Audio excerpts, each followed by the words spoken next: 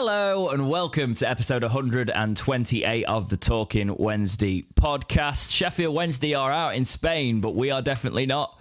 Nope. It's James and Jake joining you. Jake sounds like he's anywhere but Spain this week with a bit of a cold. How are you doing, my friend? I'm not too bad. The cold had come on this morning, which is slightly irritating. And then just before we were about to do the podcast, I had to go out and get my little one because she's now ill.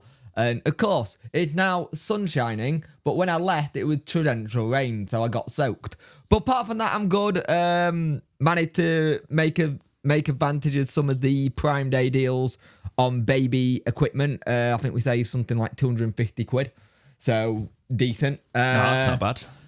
But we find out, well, we don't find out, we're not find out sex, but 20 weeks scan on Wednesday, so we're halfway through, so it's getting ever closer, and I've now got to figure out what to do with a 5-year-old during summer break, so that can be fun. So I'm planning things at the minute. Well, you could just do what most parents do and just chuck them into clubs. Yeah. Be like, see you later. Yeah, we looked at some clubs for her, but she keep going, oh, well, if I do that one, I want my friend to be. It's like, well, your friend won't be in that. It's like, she very much want all the friends in it at the minute. She's at that age where she's want to be left alone and do what she wants, but also she wants to make friends. So it's one of those weird situations at the minute. It's a weird age at 5 because they think she's also at that age though where she's going to tantrum no matter what you do as well. So It's like, just go try this and then let me know what you think about it after a week. Yeah. Well, and then incentivize her with something else. I think there's some dance clubs that are going on and she loves her dancing at a minute, so that'll be something we'll look at. But apart from that, just planning for 6 weeks and how everything else goes. How's your week been, mate? How are you? I'm all right. We, as always, the traditional trademarked busy, but it's just getting everything in order. I've got rained on so many times this week while going out and about for work because of these flash, storms. And I think even part of Sheffield flash flooded the other week. So that was fun. But yeah, it's getting things in order. Got a lot of moving about going on, got a lot of changes coming up, so it's just getting everything ready. Like typical fashion, Sheffield Wednesday are in a big change, and we've got a lot of life changes going on at the minute, so it's just a case of getting all that sorted. It's like we're all going through the same kind of thing at the minute, isn't it? Exactly. That should all be wrapped up by Christmas, so hopefully it'll be normal crossed by Christmas. So, but no, I'm enjoying it. I'm enjoying this cycle at the minute of Sheffield Wednesday talking about football so much, but I must say I've enjoyed it a little less this week. It's felt very negative. Yeah, I was really getting into the community coming together, but it feels like we've just split apart again this week. Yeah. You know? Also, congratulations. So not our community specifically. You getting very, very close to that 5K. I think you're like 30 or 40 off.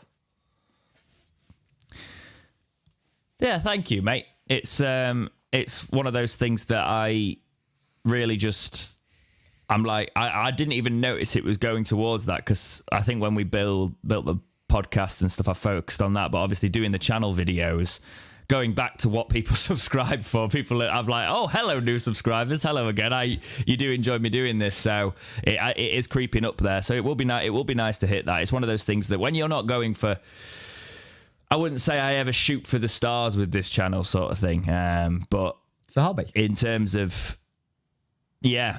So 5K will be pretty significant if I get there, obviously. So and it's a long slog 5K, nice. Because the one thing people always think on YouTube is like, oh, I'm going to hit for this many subs. Never set your goal as sub, because it's the one thing you can't control. You can't control who's going to sub to you or lose. Saying this, we've got a very weak Twitter following because, again, we're not very good at Twitter, but it's not like Twitter. It's not like Facebook. It's not like other social media platforms. Twitch and YouTube are very hard to grow on. Yeah. And you have to work really hard at it, you know? And it's one of those things that I must say I notice when I do it is one of those things you put more into it and you do get more out of it, but you've also got to have that engagement. And the one thing that I've always looked at this channel is engagement. It's our watch hours on this channel, especially like the watch time. Obviously, the podcast really helps with watch time specifically because we got a lot of people that enjoy watching the podcast in full, in video form. Hello, I'm waving at you. But yeah, in terms of the general channel, I didn't really want to talk about too much because there was a few more people being negative this week. And when I was looking at videos to do on Wednesday, I was like, I don't really want to feed into the negativity at the minute. I'm going to step back for a bit and then jump back in because I've already had my say on tickets quite a few times, which needed to be said, by the way, which is why I made those videos. But we didn't need to... I didn't want to just pile it on when we need to. But I must say, I am slightly concerned, don't get me wrong. No. We're at this point and it does feel like looking at the rest of the championship, we're in trouble. We'll talk about that. But it's, you don't want to get too wrapped up in it, really. No. I think it's also a case of it's a summer without a tournament, isn't it? And we haven't had one of them for a while. Yeah, it's been a while since we've had a tournament, no football or anything, because at the end of the day, you had that kind of aspect where you can... what football and it'd be fine and you'll be like, right, I'm watching football, it doesn't matter what it is, but there isn't anything at the minute really to watch unless you're watching like preseason games. And even some of the preseason games, they're not great, I won't lie, they're not brilliant, and the thing is, preseason games don't do anything in terms of... Speaking of pre-season, by the way, we played Burnley, obviously, behind closed doors, which we'll talk about briefly. We obviously don't know anything about this, but the only thing we do know is we lost 3-0. Yes.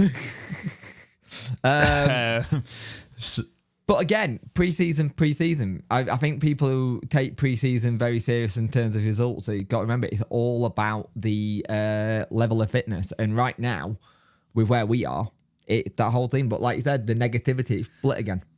We had a good period. Where I think it's not just the fitness. Well. I think the crucial thing is going to be under the new management system is the system specifically. Yeah. So you're going to be trialing this new system out. And what I do like is I do like the fact that some young players look half decent getting a run out. Well, and I think hit the new manager's system, Xisco's system, you're going to need pace for it. And you're going to need that energy. And I think that's probably a good sign of there is going to be some players coming in there, but I think also we need to start moving in that transfer market. Well, I have just put something in the document we can talk about as well. But the thing that I find quite interesting is you look at some of the youngsters in there. The one that I keep looking at and going, if we can get him to a level that championship experience, he'll be absolutely fantastic, is that Adatoro. Because he built and he's tall. You saw him in the video at like 6 minutes and people are like, who's he? Because he just built. Yeah. And I think... Yeah, there's...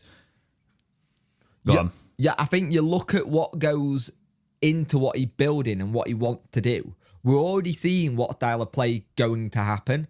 But I think I still think we'll get 3 players in and then we'll have a big situation where we get loads in. Just because we're quiet right now doesn't mean we're not doing anything. That's the thing that people got to think. No, I think obviously in an ideal world it'd be done by now. If Darren Moore was still our manager, it would be. But do you know what? I've been looking at this more and more when I zoom out of it, and I think desperately we need. One thing, if I look at it critically now about Darren Moore's tenure, is we weren't. I never believed we could score, even though we scored a lot of goals. And I know this sounds weird, but watching our play style, I never believed we could score goals. Yeah. Do you know what I mean by that? I know what you mean. It's like it was slow and laboured. When you watch the football, you never know where it was coming from. You were like, we managed to get it done, but it wasn't necessarily a system where you thought someone's going to go and bag a hatful. It's like when Michael Smith scored 20 goals or whatever he did, we were like, has he? Ow. How's he done that? I think it's also and that's that when other thing. I think you probably need a player that fits it. You need a player that fits the system and looks like they're going to score goals. I think we've got the situation right now that I think someone like a Lee Gregory going to probably come good this season, like properly good because we're starting to work for him. And I think you're looking at some of the youth players that have just been trialled in this pre-season already. That Joey Poof, Archer Wingway. I can't say his name. I struggle with it. But there's a lot. I'd need to see it in front of me, but yeah. There's a lot of youngsters in this squad who can do well. It's like, and again, it goes back down to this whole thing. For years, we've been screaming out for let's use our academy. Now we've got a position where we might have to use a bit of our academy. It's like, why are we using our academy? They're not good enough. It's like, you can't have it both ways. You know what I mean? But I will say we do need to start moving as well. We do. It needs to happen. It's mid-July. The season's starting in a couple of weeks. As it currently stands, we've got 17 players in. The average age of our squad is 28.5, and Plymouth are just ahead of us, 25 players, 22.9, and we still have the oldest squad in the league. I do think if we don't really reinforce in these next couple of weeks, the first month's going to be rough. Yeah.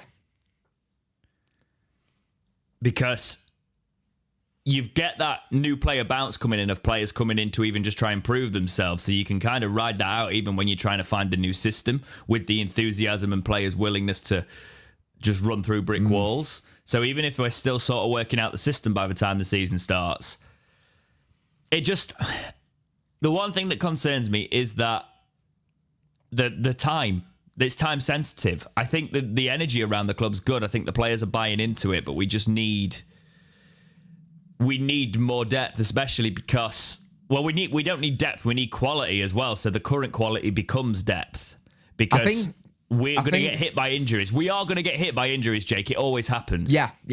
And I think Sicko's already said that he wants quality over quantity. And I'm wondering if that's what we're doing. And you got to remember, if this list that he's seen, that was the Darren Moore list and the recruitment team, is like, they're not players I want, and Chancery's gone, right, who do you want? You're starting again.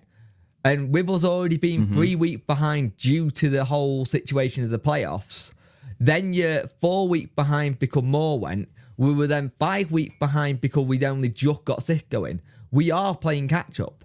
And the problem is that when you're playing catch-up, you have to figure it out. Like, it looks like we've got all the coaching staff in now. But the thing is, if you've got all the coaching staff in, were we working on the coaching staff first and then doing players? I think we were doing exactly as Chancery said. He had his list of players, all those links that were coming out, Regan Poole, those players that were circulating. I think we were interested in those players, but we couldn't really sign off on them because of the Darren Moore departure. They were the ones that were in the list with an idea of Darren Moore's system, and when we think, we might be changing this system slightly, those players would need to be signed off by the new manager, because I do believe that the manager will have the final say, as Chancery has been saying. So that's why we stalled on them, missed out on a lot. So all of our early work, most of it, ended up a little bit more redundant because of that. And then the players go to other clubs and people say, why were we not quicker on this? And it's like, well, if Darren Moore wanted them, and it was sort of one of those targets while we had Darren Moore, even if the recruitment team and Chancery, they're having a list of players and they pick the players and then they speak to the manager about them, even if that's specifically how it works, which I think it's a little bit more nuanced than that. Yeah. Even if it is, then players are going to change, because you're going to have the new manager come in and decide if he's having the final say. He's going to decide on what them players are ultimately going to be to the club and fit in his system. And also remember, we don't have no head of recruitment now. Yeah. I never forget it. Someone tells me that every single week, but I'm like, yes, I do remember, but I'm trying to imagine that we've still got people doing the jobs. James, it was a month ago. It was a month ago, and we were all like, this is amazing, this is great, and now it can't. That would suggest to me, though, that with all that him departing and us not replacing is, we might not be going for one. We might not be hiring in that role anymore. Yeah, true. Right. Right, let's move into the news. So no championship review, obviously, because it's not kicked off yet. However, the Fantasy Premier League, sorry, a sidestep, has renewed in the Dexterity Box Fantasy League. So all the Talking Wednesday community is in there as well. So if you want the code, get in touch. It's the same one as last time, and it should just renew. So if you're already in it, you're in it. It's ready to start. I will say there's about 5 teams in there called Panic at the Zisco. Maybe change your name. I went for the Zisco Disco. Just nice and snappy. You know what? I can't wait for the song he gets from our fan base. Yeah. Moving into the news. So not some great PR again. This is from the Daily Echo. This is speaking about Southampton, quote, Saints have released away ticket information for the Championship opener at Sheffield Wednesday with subsidised prices. Thanks to sponsors at sportsbet.io, the club are selling tickets for Friday the 8th of August clash at Hillsborough for £30 rather than £6, end quote. Right. So, clubs subsidising tickets for when it's not a good look, is it? It's not a good look, but I also don't think it's a good look for a betting company to be subsidising the tickets. Yes, that is a very valid point. but of course. I will say that though, but if I will say, I don't want to ever become a hypocrite down the line. If a betting company for a small channel like this came in with a good amount of money for a sponsorship, it's not like we'd probably turn it down. So even though I am against it, probably when it's directly in front of children, in terms of like, I don't want to sound slightly hypocritical in those because I hate it when people do that. So just saying. I think when it comes to the football side of it, I think it's you watch a guy in every advert's a betting advert, and it just done my head in. The fact that 2024-2025 season, they're going to be taking betting companies off shirts. I think it's a good thing. But it does mean where are other... Well, that's where I agree because of it's in the front of children's faces and it's plastered across like, you know, media that children are very... And it gets them into it young. It's like back in the day when cigarettes and like alcohol brands and stuff like that, and they were... Because, I mean, I think Carlsberg was like one of the most iconic sponsors of that Liverpool kit and stuff. And necessarily, I wouldn't be against that, so to speak, but we don't have really alcohol branding. We don't really have... No. Oh, no, we do still. Sometimes, don't we? Did Aviation Gin sponsor... No, they didn't. They can't do it in the football system, can they? I know he sponsors something. It might have been American football, though. Who? You have to correct me if I'm wrong. You mean Wrexham? Yeah, Aviation Gin. The Aviation Gin did, and I think still do to a point. But so there might be something that you can do it with alcohol, but I know cigarettes were a no-go. I know cigarettes in general advertising were a no-go. Yeah. You can't even do that in television anymore. So it's a case of betting's becoming one of those things that is a acceptable vice, specifically, that is still everywhere. So it's I will say, a case though, of I don't think it should be present for children all the time because it gets them into it young. And you look at video games, they're quite predatory in a lot of ways in terms of the ones that are specifically designed for kids, right? Not actual video games, because this is one thing I want to actually really stress, Jake, because it annoys me. Oh, well, these video games are terrible for children. If you actually know what you're talking about and you monitor it. Yeah. And you don't let your kids play things that are basically loot box gambling, because that's what happens. Yeah, Carry on, much. Jake, sorry. I think the situation with this, though, it's not a good look, but at the minute, if you were going to do a masters in PR, and how not to have PR, it will be this month. Yeah. It's just one of those things where I think once the football kicks off, I hope everything calms down a little bit. But having other clubs say, hey, supporters, we're going to take it down to 30 quid instead of the 36. There you go. It's not a good look for us. And again, it shows the room to get improved by Wednesday.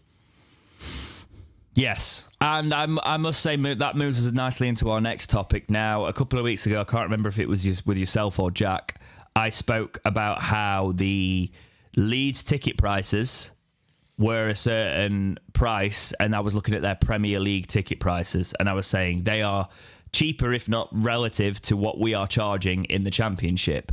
Yep. Now, they have released their updated prices for the 23-24 season because I wanted to go for a comparable area. So I thought it was only fair that I talk about that. Their most expensive ticket is £47, which is quite expensive for a Cat A, right? So £47 is their most expensive ticket. However, that doesn't change the fact that ours is still £59 for a Category A. Okay? Yeah. So that is quite a considerable difference there. So theirs goes in their most expensive stand, £47.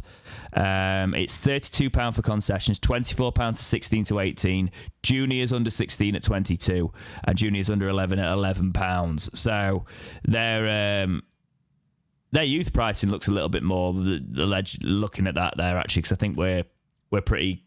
It's like 20 and 5 and 10 depending on the age, doesn't it? But yeah, similar. Their cheapest buy-in is in the family stand at £35, and that's the thing. Their family stand is what they've done right. They've kept it at, like, the cheapest buy-in is there for the families, which is what we haven't done. I think we should. That's priced cheap. Yeah, I agree. So that's for their Category A's. Their Category B's are like £45 top, then £32, £34, 34, depending on where you sit. So I wanted to mention that because it's only fair to mention it because our ticket prices are still comparatively high. But they have since responded to the backlash for away fans. And they have said, because the away fans were having a go at them, they have responded quite quickly, saying they will basically match whatever the away fans charge at their place. Wow.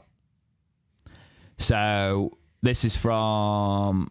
Oh, God. This is from Fan Banter. Right. They've basically pulled something out from a statement here. I should have just looked at their Twitter and used that as the quote. But there we go. This is what I'm pulling it from. So it's basically said that Leeds will now charge Cardiff City fans £24 a ticket for the opening day at Ellen Road.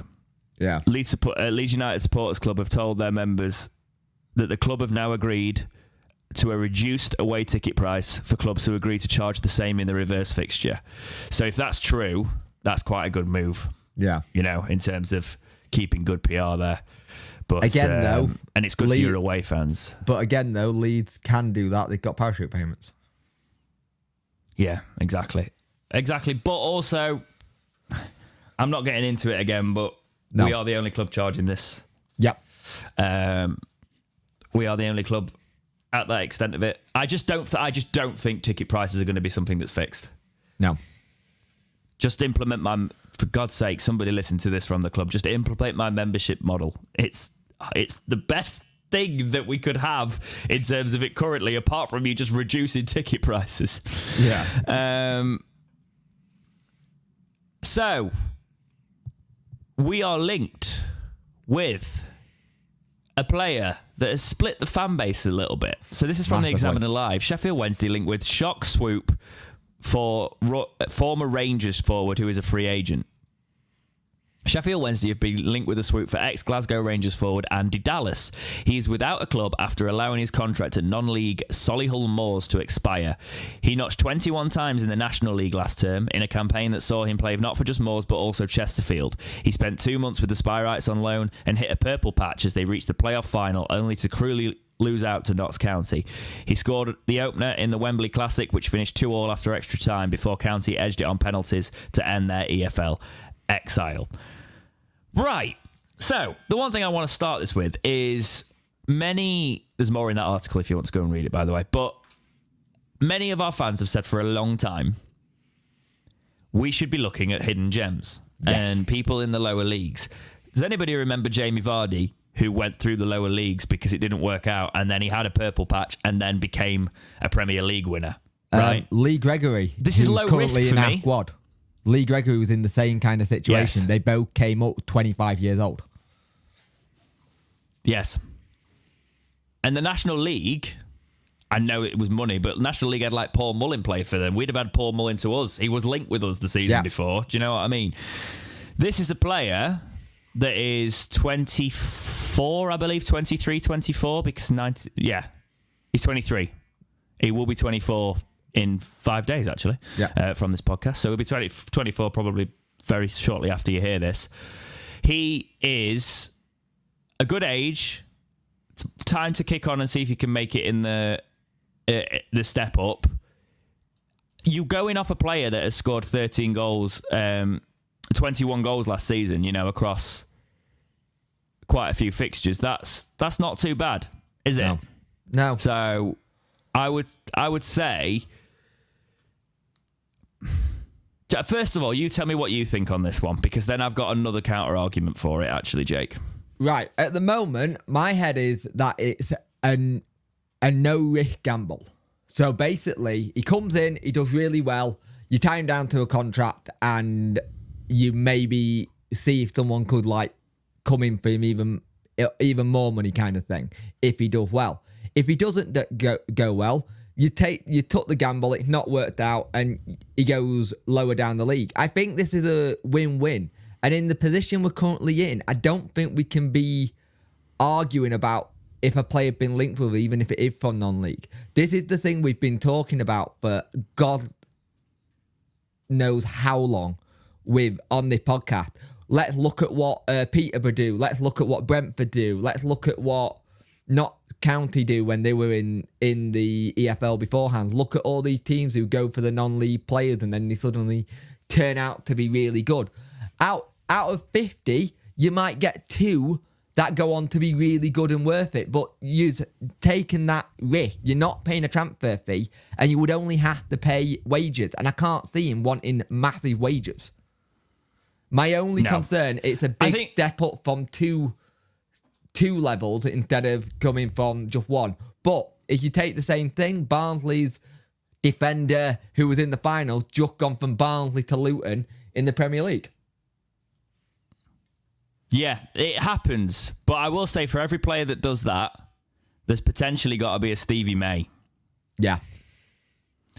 So that's the only thing that I wanted to say on this, because it did I got really excited about Stevie May because I thought if he can translate, So did I. I got his name on the back of the shirt. Let's not be harsh here. The Scottish Prem, I will say, is a higher level than the National League. In fairness, not all the teams, potentially, but you got to be really careful with this, haven't you? But there's definitely, he basically scored 20 goals in 38 appearances, Stevie May, before he joined us from St. Johnstone. He then went on to play 39 times for us, scoring 7 goals. Did he go to Preston? Which at the end of the day is probably not our worst return for a player. But then he went to Preston and had 7 appearances, scoring no goals. The season after that, 5 appearances, scoring 1 goal. And then he went back to the Scottish Prem. And he's not been the same since. We basically ruined him. Well, that's the way. Which is... it is. Yeah, it is. So he had one good season. Yeah. Where he scored 20 goals and we took the risk on him. But... you could say Dallas has probably had... one really good season. However, the season before, actually last season, he scored 19 in 43. So he's had a couple of decent seasons in the National League. And he's one of those that might just fit in. If he fits into our system, maybe he's a good run. I only wanted to bring up the Stevie May thing just for a slight sense of caution. But just remember, with Stevie May, we paid a fee. With this, it's a free agent and no fee. Yes. It's just wages. Oh, yeah, absolutely.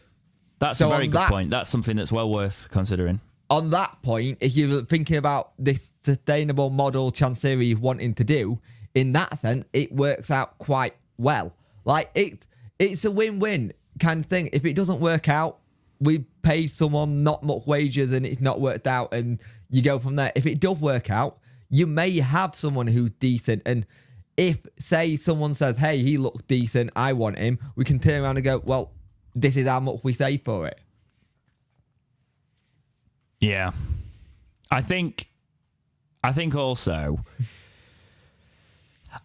this is what we are in this situation. I think small risks like this are the best way forward because we could spend a lot of money and end up in a bad situation, or this could be something that, if we look at our squad now and we think, well, we've got players there that can do a job for us this season, taking a gamble on somebody at 23, 24, giving them a couple of years deal with options, seeing if they can make the step up, I'm all right with it, you know? Also, are we in a position... He has been in the championship... To he hasn't been in the championship, sorry. A sniff of the player. Are we actually in a position to be poo-pooing players? Not really. No. His highest level in English football is League Two, right? He's played for Cambridge before. Didn't do great either. But 2 goals, 23 appearances across all his time there in League Two. But he's at that age where he might have found a patch and it might just fit in the... It might fit for him. It might be one of those. The last time he was in FIFA, he was FIFA 21 in Ultimate Team and he was a 57 rated goal striker. So... he had 81 pace though. So who knows? We're talking about strikers with pace. If it replicates into real life, I can't say I've seen this guy play, to be honest. I've seen bits. You might have seen a bit in the playoffs. I've seen bits of him, and he does look decent. I just think it's one of those ones where you take the risk. Like the clubs that are in for him as well are Wigan, Cheltenham, Barnsley. We're the highest club in for him. Normally that equal going to said club. Let's just start taking these risks. Yeah. Just don't give him something stupid. See if he can step up to the expectation. We need younger strikers. Strikers are getting on. So we could be that move for him. And if it doesn't work out, it's a free. We sell him on. Yeah. You know, we sell him to like a League Two club or see what happens. I'd take him. We need transfers, Jake. We just need players in. So the Star are reporting that we are close to a goalkeeper because Zisco was saying, basically, he was basically saying that the keeper, we'll see, it depends, wasn't he, when he was talking about bringing keepers in, but he sort of hinted that, oh no, he said that we're trying, sorry. So the quote is, we're trying, but we'll see what happens.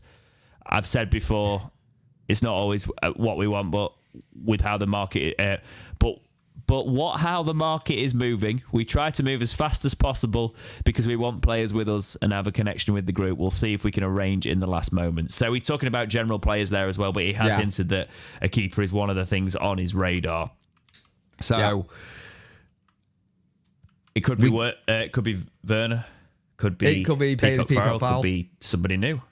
I think the thing is, you look at our keeper situation as well. There's only Pierce Charles, Luke Jackson, and then Dawson. You do need another one. And if it is Pierce Charles looks decent, you know. He does look good, but also you look at what academy he come from. You learn that kind of how to play out your feet from that Man City academy. It's how you play. And I think the modern day keeper is going more of a player that needs to have good feet and be able to have a good range of passing. Your keeper becomes like a left back who's got a good ping on him. Like a little bit like a Liam Palmer, where you know Liam Palmer can ping the ball to the other side of the pit to Marvin Johnson, and you're starting to get to the point. Well, look at that Chesterfield game. Pierce Charles did a pass, and it was just insane. It kind of curled to the player, and it's like, that's our keeper. I think the situation with the keeper... Iorfa's looking lively as well, isn't he? I was thinking, I was talking about that Chesterfield game. He's looking lively in pre-season. Yeah, the thing is, you look at how they're coming on in some of these games. They're looking up for it, and they're actually looking physically fit. And he's already turned around and said that he's working them very, very hard. Like I think he said, I won't say the word because of demonetization, but he said them. And if that's what he's doing now in just pre-season, he wants them to be the fittest players going. You can tell. And I think if you have that level of commitment, but you've also got to think that you look at what the keeper situation is. We've always never been great at replacing keepers when they've been here for a long time. We did it with Westwood. Yes. Didn't do well replacing him. We did it years ago with Pressman. We went through so many keepers. Then we had Chris Kirkland, who stayed for a bit. We get these little things. I think if we're going to go down the keeper route, the only issue I've got is you getting Bailey Peacock-Farrell in. If it's a loan, they will not want him to sit on the bench. And I think that's unfair on Cameron Dawson. I don't want Bailey Peacock-Farrell on a loan. I've made this very clear specifically. Like, I don't think we need him on a loan. It's one of those things that, like, you either play Dawson and you trial by fire. Can he cut it in the Championship now? He will have literally stepped up 2 leagues in 2 years. Yep. Right? So can he do that? We know we've seen some of, we've seen him flap a few times, but also I think there's a goalkeeper in there, with Dawson. He can play with his feet as well. Yes. But I do think, and I'm not getting ahead of myself, but from all the stuff I've heard and all the stuff I've seen of Charles, if he gets his head on, and he's got a head on him, and it's in the right place, he could be one of those young keepers that actually starts to make an impression. Yeah. And it's been a while it's a position that we need. Yeah. I think we're getting into that and I would part of Wednesday where if you're good enough, you'll play. I also think he needs to... Do you know why I think about the Pierce Charles thing? Because I think about the style of play and playing out with your feet and he's obviously come through that academy setup. He's got a manager who is going to be ideal for his kind of keeper system. You don't necessarily want to send a keeper like that on loan to a lower league club that's using the old tactics. Yeah. You want them to develop in this sort of system. It's the one position where academy football might be quite good for them and useful. Because if you're playing that system, we all talk about, go and get on loan to another club and see how you get on down there. If you're typical shot stopping and you're sort of like booting it long, you're not necessarily playing for a style that we're going to be using in the Championship. Yeah. You need to play for those sort of clubs. Yeah. So, we'll see. We'll see. Moving on to another player link for Sheffield Wednesday, and it's coming back around. Panucci Kamara. So, went to Ipswich when we were last linked with him. Yep. But it's coming back around that he might now be back on Wednesday's radar, and we are interested in. We have been linked with him. This is from Inside Football, who are quoting BBC Sheffield, actually. Sheffield Wednesday hold a serious interest in signing Ipswich Town midfielder Panucci Kamara this summer. Wednesday we don't need that bit. It has been claimed that Wednesday have their eyes on snaring Kamara away from Ipswich this summer. The 26-year-old midfielder was on the fringes of Kieran McKenna's squad in League One last season. With only a year left on his contract, Ipswich are opening to letting the player go ahead of their return to the Championship. However, it remains to be seen whether Ipswich are ready to let him join a fellow Championship club in the ongoing transfer window. It worries me that he didn't really get into Ipswich's squad when we were linked with him, obviously, but he was massively injured last season. Yeah, he had a groin injury. He came back into the last. See, this is why you are on this podcast, my friend. Apart from obviously the other positives, you do all the research. He was injured for a lot of last season. He was injured for a lot of last season, but people have gone, he's too injury prone. All this lot, right? They took Massimo Luongo, and look what he did for them, and look how injury prone he was for us. Different players at different clubs react to different ways of training and treatment. So it could be the way they train, it hasn't been great for him injury-wise, and it might be a good move for him. And the fact that we were already linked with him last year, because when I saw the name, I was like, I'm sure we were linked with him last year. And I was like, I've got to go through videos of Talking Wednesday and my own to see if we were. And I was like, we were linked with him last year. Yeah. I remember doing it. But It also shows... they're taking the mick a bit when they say fringes, by the way. He made one appearance. Yeah. And I think if you can have it that you can get an injury-free season from it. To be fair, if you want to see how good he is, you don't look at his Ipswich days. You look at how good he was at Plymouth. And Plymouth fans rated him. Like, properly rated him. He's a winger stroke attacker. who can play really good football. And if we are playing with wingers again, which it looks like we are going to be, we need these kind of players. Yeah, so he's basically he's an attacking forward, like an attacking midfielder forward that can go across the wings, can't he? He's So basically Windass and Wilkes. Which, again, is probably the style of player that we're trying to bring in. Yeah, he made 80 appearances in total for Plymouth, 6 goals in those appearances. So, obviously not a striker, but he would be in the position to set those up. Yeah. I will get his assists in a second, but you talk about Luongo going the other way and his injuries being okay.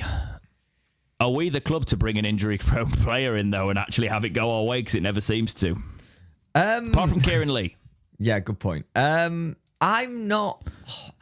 The thing is, again, it's one of these things. If we can get a good deal for him and we can say, look, it'll be on... You put the deal in front of him and say, but there's also a games that you are fit bonus or something.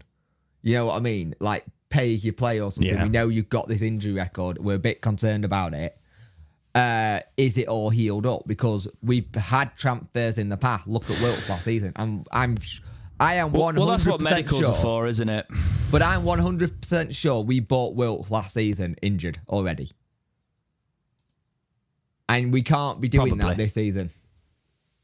We need players who can hit the ground running. I also just realised the Kieran Lee thing I said. I do realise he had injuries for us, by the way. I'm not being foolish.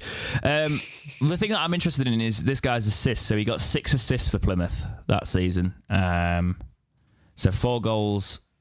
The last season was at Ipswich was 4 goals, 6 assists, so 10 goal involvements. And then the season before, in the league specifically, he got 2 and 2, but 5 and 2 in all comps. So he's not prolific.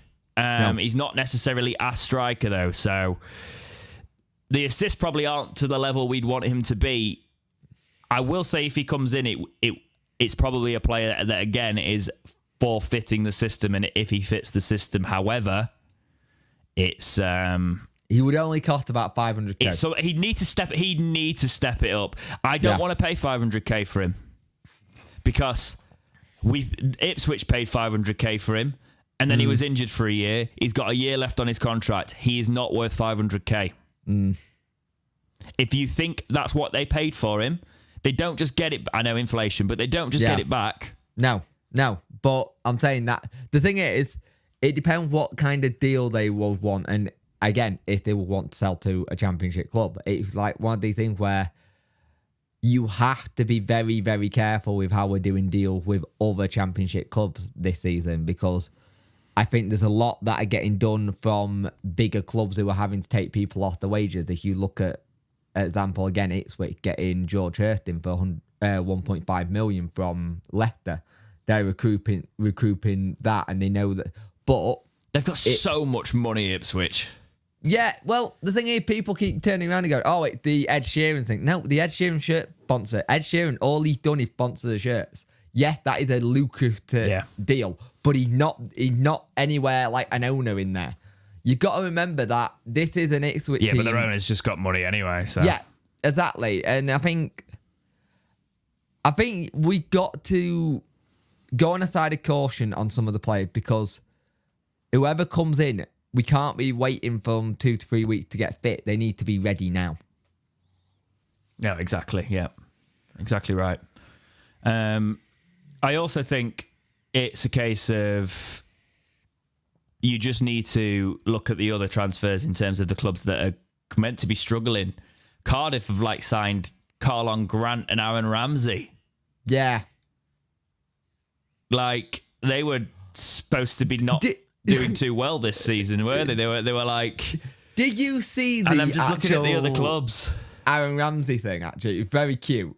Are you seeing it properly? I did. Yeah, no, with his kid, because his kids joined the academy at the same time. Signed for, I think that was really good. But the thing is, we are all looking at what other clubs are doing, and I understand it, and we're like, look at how little we got. But also, there's still a month of the transfer window. It's not like the transfer window going to shut tomorrow. No, but we'll be panic buying. The problem is I am worried, Jake, because the links that we're with aren't the links that you go, oh yeah, that's somebody who's going to keep us in the Championship. We still need about 5 or 6 players, and we've got none. We had Reece James. But I've also turned around and said, even before Darren Moore left, my whole thing was just survive this season. I'm not convinced we will. Football's a funny game. To be honest, I genuinely think we'll finish about 18th with this current squad because I believe we'd. But I also think if why I can't do it, people keep doing. Oh, well, I think we'll come in until that transfer window shut, and we've seen what players are in. I ain't predicting where we're coming. The thing that I could have said under Darren Moore, right, is we were annoying to play. We were hard to beat. Yeah. You could draw with us quite a lot. I reckon Darren Moore would have kept us up with the play style because I don't think we'd have got battered. No. But the fact is, we've gone for a manager that is playing attacking football with a system that will tend to leak goals a little bit more. And if we're not scoring them at the other end, that's when you're in trouble. There's a potential to have an issue there, isn't there? Yes. And that's the thing that I'm slightly worried about. Hopefully, that can transform as Xisco has brought in his backroom staff. So 3 members have joined the team. It's Miguel Munoz, who has been appointed the new assistant manager. There is Roberto Cuesta Roman, who has joined as a first team coach, and Antoniella Brambilla. It's all these Watford staff, basically. Butchering that. Has become the new goalkeeping coach. So yes, they are his old Watford staff, which is a good sign. Yes. Because in the Championship, previous experience bringing your staff from the Championship, I'm quite happy with that one. And there's apparently another one to come in as well, but I think we're waiting on visas for him, and I just can't remember what his name is. There's a visa situation. But also, we have brought in another member of staff, Dean Taylor. And if anyone remembers, he was back at the club back in 2014, and he's back in. He was part of the setup that got promoted in 2011, 2012. Oh, right, okay. And is he fitness? Yeah. Yeah. So... But if you notice something about we've got the team in there, and that's important. But all the staff have, in every role they've been, have all been a coach, but also fitness and conditioning. They've all been a fitness and conditioning plus assistant manager, tactical manager, or whatever.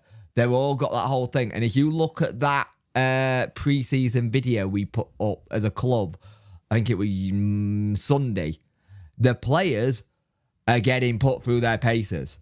There's no one being told to stop. Like the line I loved out of that entire video with Munir going, "You're my team, you're my Warriors. We'll feel pain now, but come the season, this is where it comes in.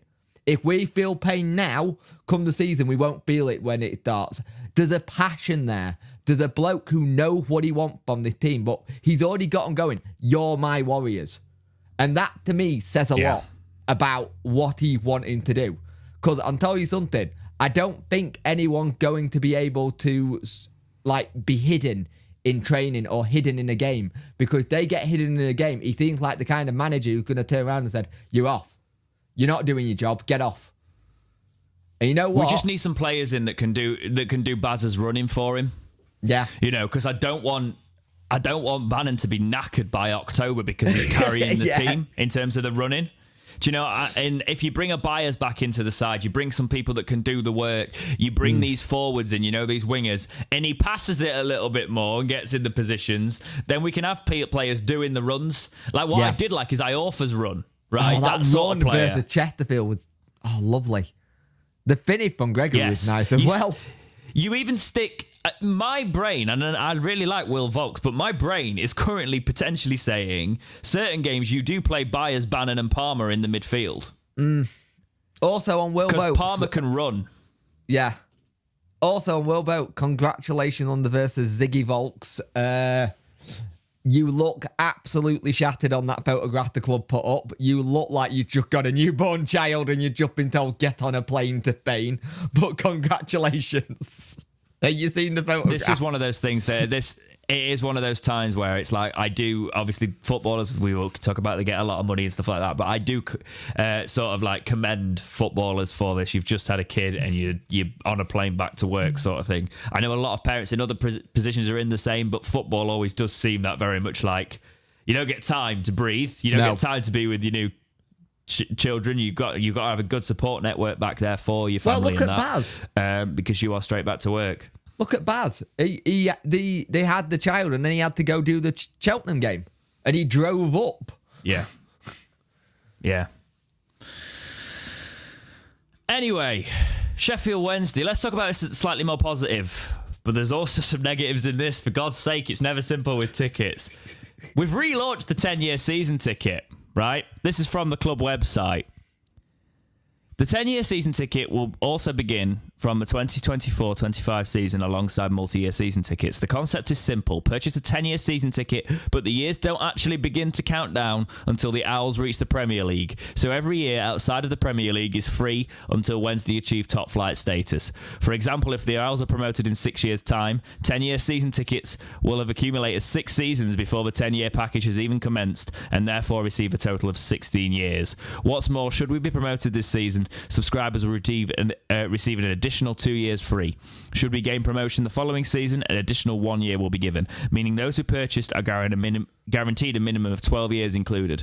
All things considered, the 10-year season ticket offers savings of unprecedented proportions. The unique offer is on sale from tomorrow, so Monday the 31st, with a deadline of Monday the 31st of July.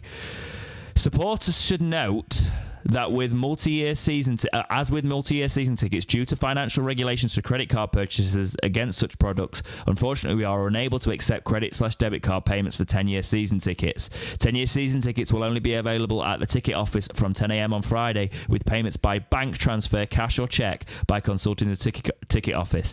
Ticket credits can also be offset towards a 10-year season ticket.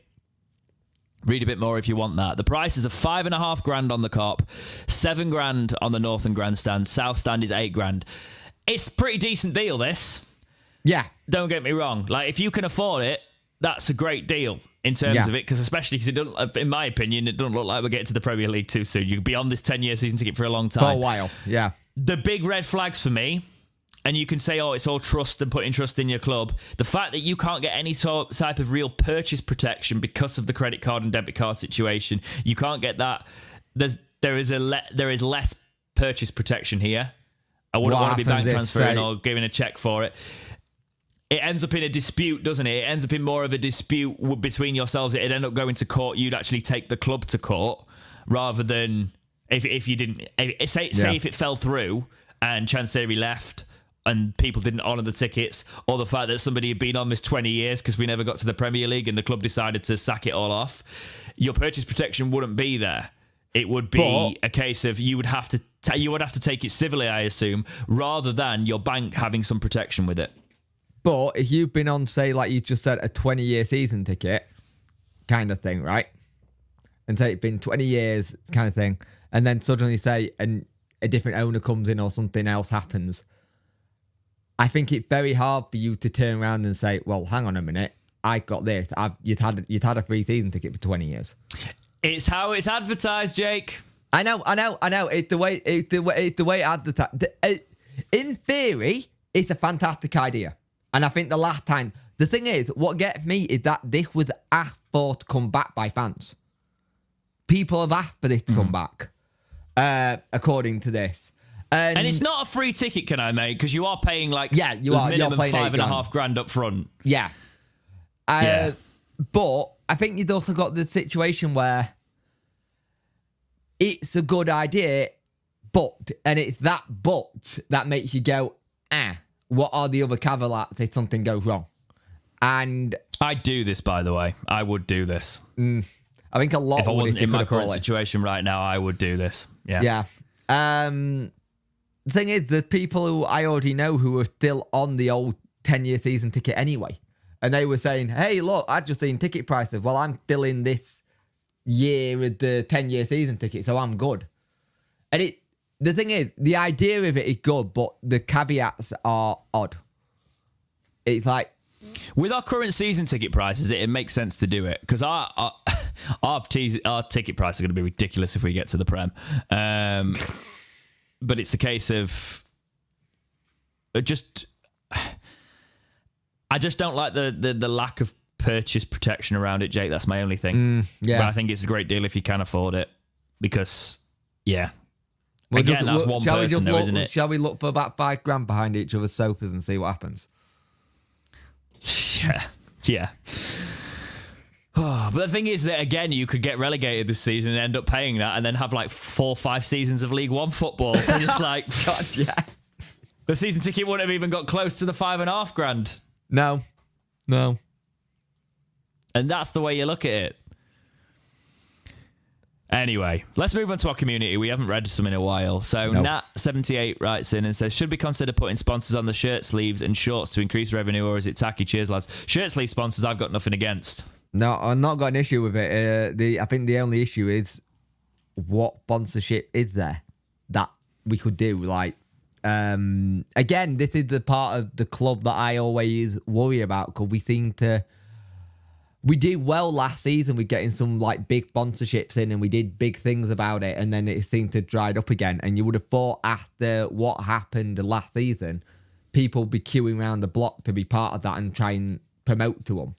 And the fact that we're not worried me because it's like, okay, why are we not got people acting after that situation at home and the final? Surely sponsorship be like, I want a piece of that. Why are we not doing that? If we find a sponsorship, I would be for it. If you want to have a look at sponsorship, go really insane. Google Swedish football shirts. No, seriously, Google Swedish football shirts. They're insane. They have got sponsorships. And they're the ones that look like genuinely just look like old homepage of the internet in like 2004. Yeah.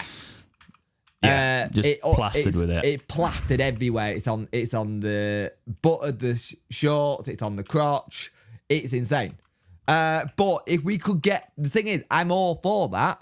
But what sponsorship are we actually looking at? Because as of right now, I haven't seen us being linked with any.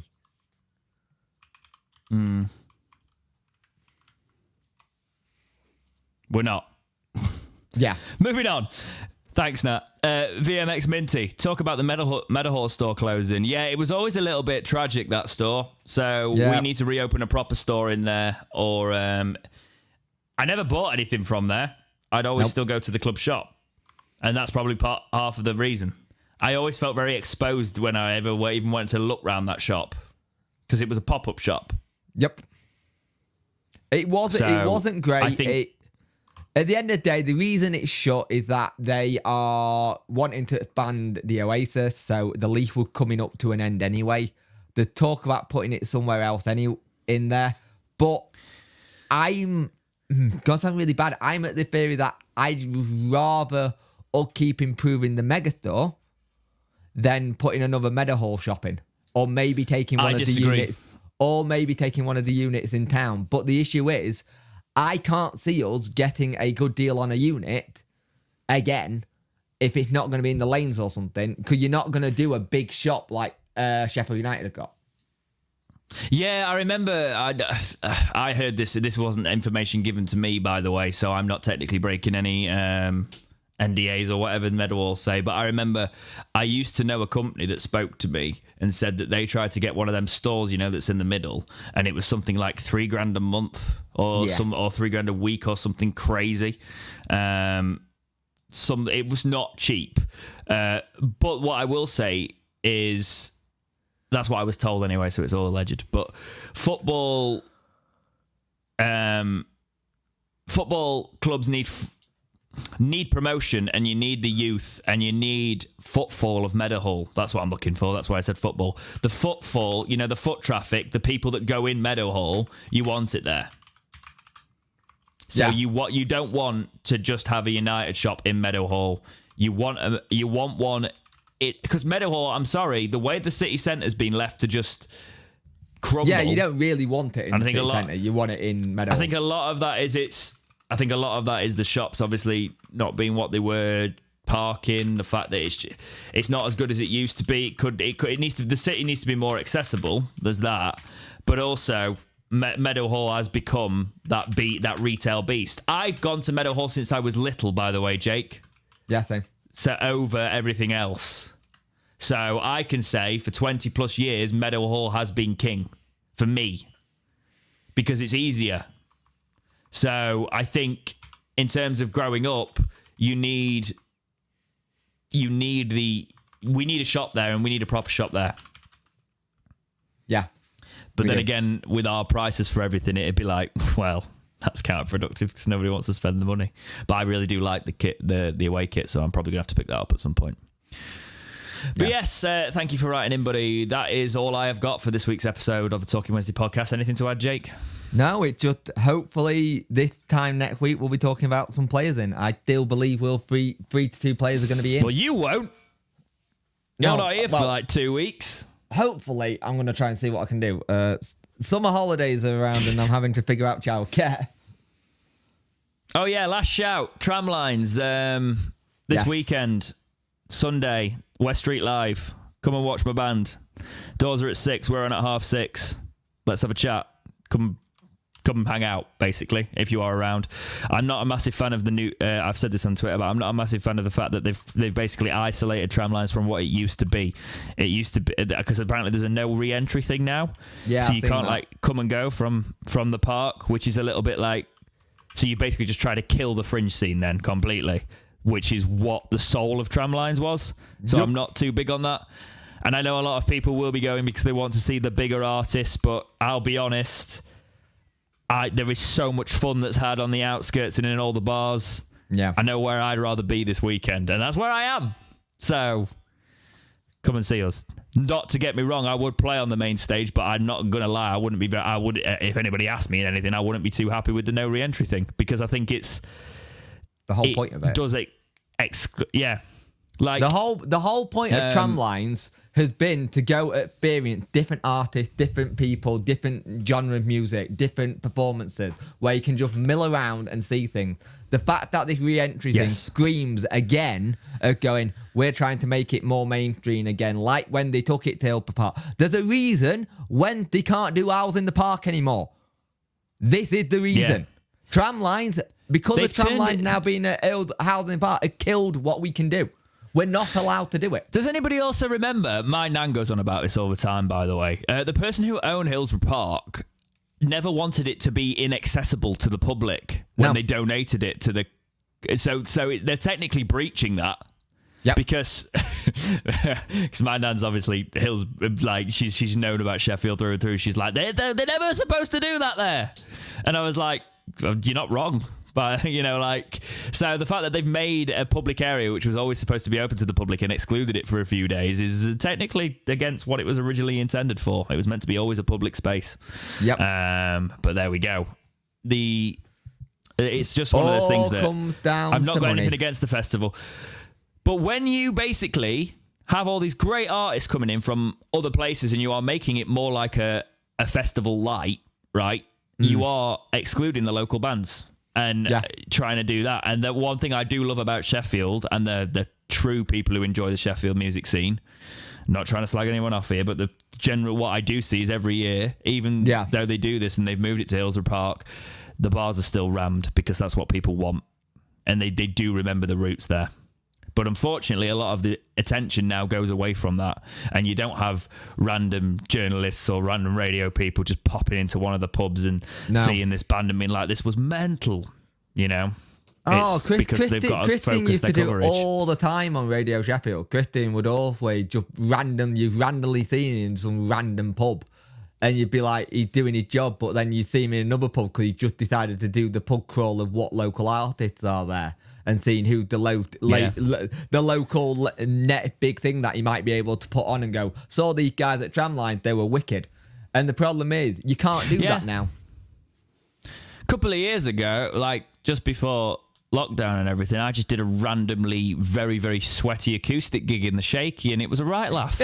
Yeah. You know, just like all sorts of just... It's fun. But yeah, come and see us this weekend if you want going to Main Festival and you aren't going on the Sunday specifically. We picked the Sunday because actually the one thing that is, I think Rev is playing that day, so it's going to be one of those things that people probably want to go and see them if they have got the ticket. But yes, go and support your local bands. And that's all I've got for this week's episode of Talking Wednesday. Take care, and we will see you in the next episode of Talking Wednesday. See ya.